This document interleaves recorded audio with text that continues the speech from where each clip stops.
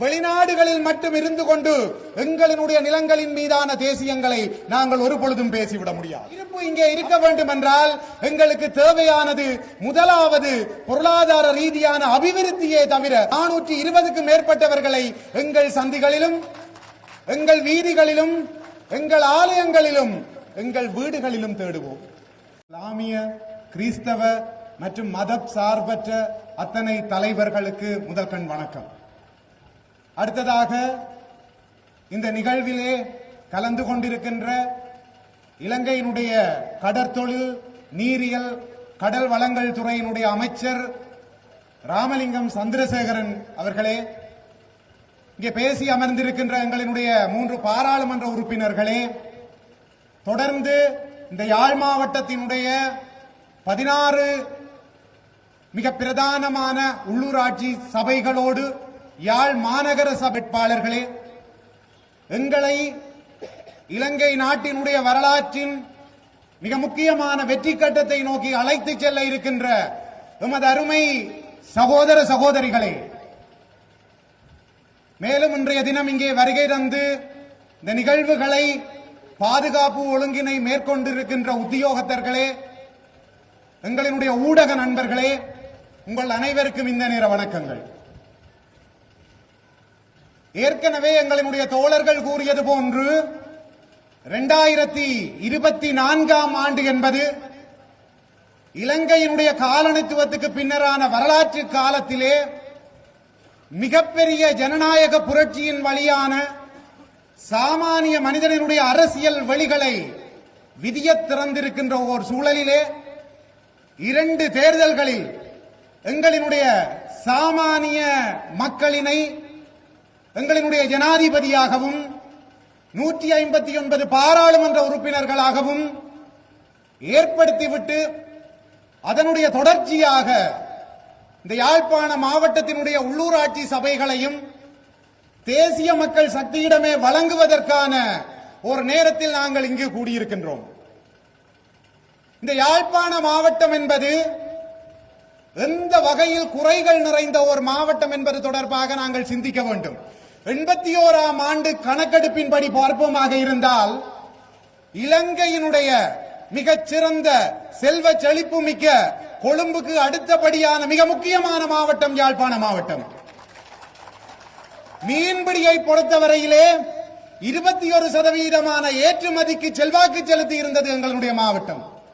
விவசாயத்தினை பொறுத்தவரையிலே இலங்கையினுடைய பெருந்தோட்ட விவசாயத்திற்கு அடுத்தால் போல் கிழக்கு இலங்கை போன்ற நெற்பயிற்சிகைக்கு அடுத்தால் போல் சிறுதானியம் என்று சொல்லப்படுகின்ற வெங்காயம், கத்தரிக்காய் இவ்வாறானவற்றினை இலங்கை முழுவதற்கும் வழங்கிக் கொண்டிருந்த மாவட்டம் யாழ்ப்பாண மாவட்டம். எங்களிடம் நதிகள் இல்லை, பாரிய குளங்கள் இல்லை. ஆனால் தெல்லிப்பளையிலே தொடங்கி அராலியிலே சென்று முடிகின்ற ஒரே ஒரு பருவகால வழுக்கி ஆற்றினை வைத்துக் கொண்டு நெல் சாகுபடியை செய்து யாழ்ப்பாண மாவட்டத்தினுடைய நெல் தேவையை பூர்த்தி செய்து கொண்டிருந்த ஒரு மாவட்டம் யாழ்ப்பாணம். எங்களிடம் சீமந்து தொழிற்சாலை இருந்திருக்கின்றது, இரசாயன தொழிற்சாலை இருந்திருக்கின்றது, ஓட்டு தொழிற்சாலை இருந்திருக்கின்றது, வாளி தொழிற்சாலை இருந்திருக்கின்றது, ஆணி தொழிற்சாலை இருந்திருக்கின்றது. இவை அனைத்தையுமே தாண்டி கல்வி கற்ற மக்களை உருவாக்குகின்ற அத்தனை சிறந்த பாடசாலைகளும் மருத்துவ கல்லூரிகளும் எங்களிடம் இருந்தது. 1981ஆம் ஆண்டினுடைய யாழ்ப்பாண சனத்தொகை என்பது 8,30,000. இன்று யாழ்ப்பாண மாவட்டத்தினுடைய சனத்தொகை என்பது 2022ஆம் ஆண்டு கணக்கெடுப்பின் பிரகாரம் 6,20,000 விட குறைவானது. இந்த சந்தர்ப்பத்தில் நாங்கள் சிந்திக்க வேண்டிய விடயம், எங்களுக்கு இருந்த பாராளுமன்ற உறுப்பினர்களின் கடந்த எண்ணிக்கை 10லும் அதிகம். நடந்து முடிந்த இந்த தேர்தலில் நாங்கள் பெற்றுக்கொண்டது 6 என்று சொல்லி சொன்னால் எங்களுடைய இருப்பு எங்கே சென்று கொண்டிருக்கின்றது? இந்த இருப்பு ஆனது இவ்வாறே சென்று கொண்டிருக்குமேயாக இருந்தால் 2030ஆம் ஆண்டு 2029ஆம் ஆண்டு நடைபெற உள்ள பாராளுமன்ற தேர்தலில் எங்களுக்கு இருக்கக்கூடிய ஆசனங்கள் எத்தனை? 2034ஆம் ஆண்டில் எங்களுக்கு இருக்கக்கூடிய ஆசனங்கள் எத்தனை? 1 2? ஆக எங்களினுடைய இருப்பு இங்கே நிறுத்தப்பட வேண்டும். எங்களுடைய ஆசனங்கள் நிர்ணயிக்கப்பட்டதை விட அதிகரிக்கப்பட வேண்டும். அதன் வழியாக நாங்கள் பாராளுமன்றம் சென்று சட்டங்களை இயற்ற வேண்டும். அமைச்சரவை ஊடாக சட்டங்களை நடைமுறைப்படுத்த வேண்டும் என்றால் எங்களுடைய மக்களினுடைய இருப்பு ஆனது இங்கே நிதர்சனமாக்கவும் உறுதியாக்கப்படவும் வேண்டும். ஆனால் இன்றைக்கு எங்களினுடைய இருப்பு எவ்வாறு இருக்கின்றது? எங்களினுடைய அன்பான சகோதர சகோதரிகள் அத்தனை பேரும் இலங்கை நாட்டை விட்டு வேறு நாடுகளுக்கு செல்வதையே தங்களினுடைய மிக முக்கியமான ஒரு நோக்காக கொண்டிருக்கின்றார்கள். அவர்களினுடைய பெற்றோர்களும் அதனைத்தான் ஊக்குவிக்கின்றார்கள். ஏனென்றால் அது அவர்களுடைய விருப்பம் அல்ல. இந்த நாடு எங்களினுடைய பிரதேசம் எங்களினுடைய இளைஞர்களுக்கான யுவதிகளுக்கான இருப்பினை உருவாக்கி கொடுப்பதற்கான பொருளாதாரத்தினை முழுமையாக கொடுக்க தவறி இருக்கின்றது. வெறுமனே அரச உத்தியோகங்களுக்குள் செல்பவர்கள் மட்டும்தான் பொருளாதார ஸ்திரத்தன்மையோடு யாழ்ப்பாணத்தில் வாழ முடியும் என்கின்ற நிலைதான் இற்றை வரை எங்களிடம் இருந்திருக்கின்றது. ஆகவே எங்களினுடைய இருப்பு இங்கே இருக்க வேண்டும் என்றால் எங்களுக்கு தேவையானது முதலாவது பொருளாதார ரீதியான அபிவிருத்தியே தவிர வேறொன்றுமல்ல என்பதனை நீங்கள் ஏற்றுக்கொள்கின்றீர்களா இல்லையா? அந்த அபிவிருத்திக்கான தேர்தலாகத்தான் நாங்கள் நடைபெற இருக்கின்ற உள்ளூராட்சி சபை தேர்தலை பார்க்கின்றோம். இந்த அபிவிருத்தி எங்கே சாத்தியமாக வேண்டும் என்று சொல்லி சொன்னால் உள்ளூராட்சி கட்டமைப்புகளில் தான் சாத்தியமாக வேண்டும். ஜனாதிபதி இருக்கின்றார், ஊழலற்ற ஜனாதிபதி, மக்களினுடைய பணங்களை வீணடிப்பதில்லை. அமைச்சர்கள் முதல் கொண்டு பாராளுமன்ற உறுப்பினர் வரையான அதிக செலவுகளை கட்டுப்படுத்திய ஒரு ஜனாதிபதி இருக்கின்றார். அவரின் கீழ் 199 ஆசனங்களோடு எங்களுடைய பாராளுமன்ற உறுப்பினர்கள் இருக்கின்றார்கள். இவர்கள் செய்கின்ற அரசியல் என்பது மத்தியமயப்படுத்தப்பட்ட அரசியல். ஆனால் இந்த அரசியலின் பயனை அனுபவிக்க வேண்டியவர்கள் எங்களினுடைய உள்ளூராட்சி கட்டமைப்பிலே இருக்கின்ற மக்கள். ஆக அங்க தீர்மானம் எடுக்கப்படுகின்றது. அந்த தீர்மானத்தின் வழியாக அபிவிருத்தி சாத்தியமாக்கப்பட வேண்டுமாக இருந்தால் எங்களினுடைய அரசினுடைய உறுப்பினர்கள் எங்கள் உள்ளூராட்சி சபைகள் தோறும் தங்களினுடைய இடங்களை பெற்றுக் கொள்ள வேண்டும். இன்றைய தினம் யாழ்ப்பாணத்தில் ஒரு பிரச்சனை என்று சொல்லி சொன்னால் நாங்கள் பாராளுமன்ற உறுப்பினர்களை தேடுகின்றோம், அமைச்சரை தேடுகின்றோம். ஆனால் இந்த உள்ளூராட்சி கட்டமைப்பிலே எங்களினுடைய தேசிய மக்கள் சக்தியினுடைய 425க்கு மேற்பட்ட வேட்பாளர்கள் யாழ்ப்பாணம் முழுவதிலும் போட்டியிடுகின்றார்கள். அவர்கள் வெல்ல வைக்கப்படுவார்களாக இருந்தால் யாழ்ப்பாணத்திலே 4 பேரை தேடியவர்கள் 420க்கு மேற்பட்டவர்களை எங்கள் சந்திகளிலும் எங்கள் வீதிகளிலும் எங்கள் ஆலயங்களிலும் எங்கள் வீடுகளிலும் தேடுவோம். எங்களுக்கு இருக்கக்கூடிய பிரச்சனைகளை அவர்களிடம் நேரே சென்று சொல்லுவோம். அவர்கள் கடந்த காலங்கள் போன்று அரசாங்கம் எங்களுக்கு எதையும் செய்ய மாட்டாது, அரசாங்கம் எங்களை வஞ்சிக்கின்றது என்கின்ற தகவலினை எங்களிடம் சொல்லிவிட முடியாது. ஏனென்றால் அவர்கள் தேசிய மக்கள் சக்தியினுடைய உள்ளூராட்சி கட்டமைப்பினுடைய உறுப்பினர்கள். நாங்கள் எங்களினுடைய பிரச்சனைகளை சொல்கின்ற பொழுது உடனடியாக அதனை அமைச்சரவை வரையோ பாராளுமன்றம் வரையோ அதிகாரமுடைய ஜனாதிபதி வரையோ கொண்டு செல்ல வேண்டிய எங்களினுடைய முகவர்களாகத்தான் அவர்கள் இங்கே இருக்க போகின்றார்கள். இந்த நிலையில்தான் நாங்கள் என்ன கேட்டுக்கொண்டிருக்கின்றோம் என்று சொல்லி சொன்னால், நடைபெறப் போகின்ற இந்த உள்ளூராட்சி சபை தேர்தலில் எங்களினுடைய தேசிய மக்கள் சக்தியினை வெல்ல வைக்க வேண்டும் என்பதை மட்டும்தான் நாங்கள் கேட்டுக்கொள்கின்றோம். எங்கள் மீது பல்வேறு வகையான விமர்சனங்கள் கட்டவிழ்த்து விடப்பட்டிருக்கின்றன. நாங்கள் எங்களுடைய இருப்பை மீளவும் 8 லட்சம் 9 லட்சமாக மாற்றுகின்ற பொழுது மட்டும்தான் நாங்கள் கேட்கின்ற அந்த தேசியம் சார்ந்த விடயங்களும் எங்களுக்கு சாத்தியமாகும். வெளிநாடுகளில் மட்டும் இருந்து கொண்டு எங்களுடைய நிலங்களின் மீதான தேசியங்களை நாங்கள் ஒரு பொழுதும் பேசிவிட முடியாது. அப்படி என்றால் ஏனையவர்கள் சொல்லுகின்றார்கள் நாங்கள் அனைவரும் தேசிய கட்சியோடு இணைந்து விட்டோம், ஆகவே துரோகிகள் என்று. எங்களுடைய மக்களினுடைய எண்ணம் தேசியம் என்று சொல்லி சொன்னால் அதற்கு ஏன் 5 கட்சிகள் எங்களுக்கு வேண்டும்? ஒரு கட்சி பேச முடியும் தானே எங்களுக்கான தேசியத்தினை?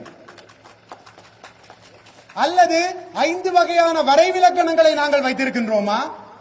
அல்லது ஒரு வரைவிலக்கணத்தை 5 கோணங்களில் நாங்கள் அணுகுவதற்காக 5 கட்சிகளை வைத்துக் கொண்டிருக்கின்ற போன்றோமா?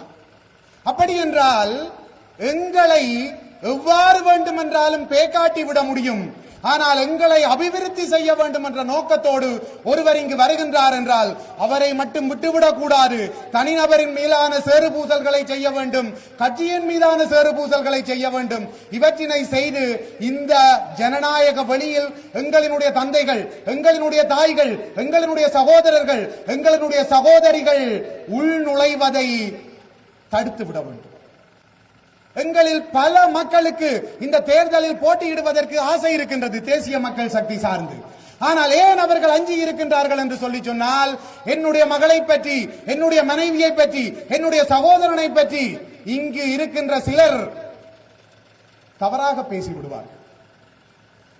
இவ்வாறான நிலையில் இங்கு இருக்கின்ற வேட்பாளர்கள் அத்தனை பேரும் 2024 எங்களுக்கு வழங்கப்பட்ட அந்த ஜனநாயக புரட்சியினை தங்களை பணியம் வைத்து 2025 உள்ளூர் மட்டத்தில் ஏற்படுத்துவதற்காகத்தான் வந்திருக்கின்றார்கள். ஆகவே அன்பான சகோதர சகோதரிகளே, உங்களிடம் வினயமாக நாங்கள் கேட்டுக்கொள்வது யாதெனில், எங்களிடம் இந்த ஆட்சி பொறுப்பை தாருங்கள். நாங்கள் தெல்லிப்பளையில் இருந்து ஓடுகின்ற வழுக்கு யாரினை அராலி வலை இருக்கின்ற 3 பிரதேச சபைகளின் ஊடாக மிக சிறப்பாக ஓட வைப்பதற்கான செயற்பாடுகளை உள்ளூர் மட்டத்தில் செய்வோம். ஏற்கனவே 2 தடவைகள் வழுக்கியாறு புனரமைக்கப்பட்டது. ஆனால் வேளாண்மை கிடைத்த அளவில் இல்லை. எங்களினுடைய சகோதரி ஒருவரை நிசா புயலின் பொழுது பறிகொடுத்ததுதான் அந்த இடத்தில் நடந்த அபிவிருத்தி. இதனை தாண்டி பார்ப்போமாக இருந்தால் நல்லூர், வலிகாமம் தெற்கு, வலிகாமம் மேற்கு, வலிகாமம் கிழக்கு போன்றவை எங்களினுடைய விவசாய பெருங்குடி மக்களினுடையது. அன்பான விவசாய பெருங்குடி மக்களே, இந்த வந்திருக்கின்ற அரசாங்கம் எங்களுக்கு என்ன செய்தது என்று கேட்கின்றார்கள். அஸ்வசும கொடுப்பனவு உயர்த்தப்பட்டிருக்கின்றது. அஸ்வசும கொடுப்பனவு பெறுகின்ற பல சகோதர சகோதரிகள் இங்கே இருக்கின்றீர்கள். உங்கள் மனங்களில் இருக்கின்ற ஒரே ஒரு கேள்வி, உரியவர்கள் அத்தனை பேருக்கும் அஸ்வசும கிடைத்ததா என்பது. வெகு விரைவில் உங்களுக்கு நல்ல பதில் கிடைக்கும். அத்தனை பேருக்குமான அஸ்வசுமவை தங்களுக்கு பெற்றுத்தர வேண்டியது தேசிய மக்கள் சக்தியினுடைய கடமை. இங்கே இருக்கின்ற எங்களினுடைய தாய் தந்தைகளினுடைய குழந்தைகளுக்கான பாதணிகள் வழங்கப்பட்டிருக்கின்றது. 6000 ரூபாய் கொடுக்கனவு கொடுக்கப்பட்டிருக்கின்றது. எங்களினுடைய இளைஞர்கள் போதைக்குள் அடிமையாகி கிடக்கின்றார்கள் என்கின்ற அந்த நிலையை மாற்றுவதற்கான திட்டங்கள் எங்களிடம் இருக்கின்றது. எங்களினுடைய இளைஞர்களை பேசி பயனில்லை, அவர்கள் நல்லவர்கள். ஏன் இந்த நிலைக்குள் சென்றார்கள் என்று கேட்டால், நான் ஒரு வசதியானவன், என்னோடு அருகில் இருப்பவர் உண்மையில் வறுமைக்குட்பட்டவர், என்னுடைய வாழ்க்கையை பார்த்துவிட்டு தானும் வளர வேண்டும் என்கின்ற நோக்கத்தில், அந்த வசதியை அனுபவிக்க வேண்டும் என்கின்ற நோக்கத்தில் தன் தாயிடமும் தந்தையிடமும் பணத்தை கேட்கின்றார். தாயிடமும் தந்தையிடமும் பணம் இல்லை. 2வது தடவையாக கேட்கின்றார், இல்லை. 3வது தடவையாக கேட்கின்றார், இல்லை. எங்கோ ஒருவன், நீ எனக்காக வந்தால் உனக்காக பணம் தருகின்றேன், உனக்காக மோட்டார் வண்டி தருகின்றேன் என்கின்றார்.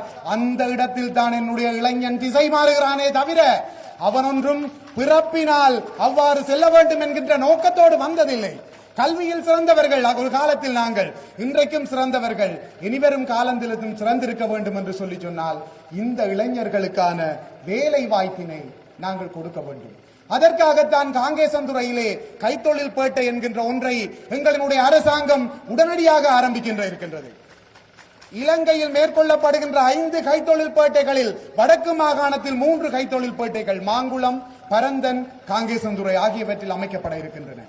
இந்த கைத்தொழில் பேட்டைகள் வருகின்ற பொழுது காலை 8 மணிக்கு வேலைக்கு செய்கின்ற ஒரு இளைஞனோ யுவதி மாலை 5 மணிக்கு வீட்டிற்கு வந்த பின்னர் தன்னுடைய வாழ்வு, தன்னுடைய சம்பளம், தன்னுடைய குடும்பம், தன்னுடைய அந்தஸ்து, தனக்கான வாழ்வு என்று செல்கின்ற பொழுது இவ்வாறான தடம் மாறி செல்கின்ற வேளைகளில் எங்களினுடைய இளைஞர்கள் ஈடுபட மாட்டார்கள். அதுதான் போதையை ஒழிப்பதற்கான மிகச்சிறந்த வழியாக இருக்கும் என்பதனை எங்களினுடைய அரசாங்கம் புரிந்து கொண்டுதான் இவற்றை செய்து கொண்டிருக்கின்றது. அந்த வகையிலே இந்த சந்தர்ப்பத்திலே உங்களிடம் கேட்பது ஒன்றே ஒன்று மட்டும்தான். நாங்கள் நிறைய இழந்து விட்டோம். எங்களினுடைய மூதாதையர்கள் கனவுகளோட சென்று விட்டார்கள். தேர்தலுக்கு வாக்களிக்க செல்வதற்கு முன்னதாக உங்களினுடைய குழந்தைகளின் முகங்களை ஒரு முறை பாருங்கள். இலங்கையினுடைய எதிர்காலம் அவர்களுக்காவது சுதந்திரமான பொருளாதார அடித்தடமுடைய, சமூக நீதியுடைய, சூழல் நேயமுடைய ஒன்றாக கையளிக்கப்பட வேண்டும் என்கின்ற எண்ணத்துடன் சென்று திசை காட்டிக்கு வாக்களியுங்கள். நீங்கள் வாக்களித்ததன் பின்னர் எங்களினுடைய அரசோ நாங்களோ அபிவிருத்தியை சாத்தியமாக்கவில்லையாக இருந்தால் 5 ஆண்டுகளில் எங்களை வீட்டுக்கு அனுப்புங்கள் என கூறி இங்கே அலைகடலென வந்திருக்கின்ற எமது அருமை சகோதர சகோதரிகளுக்கு நன்றிகளை கூறி இந்த நல்ல வாய்ப்புக்கும் நன்றி கூறி விடைபெறுகிறேன். நன்றி, வணக்கம்.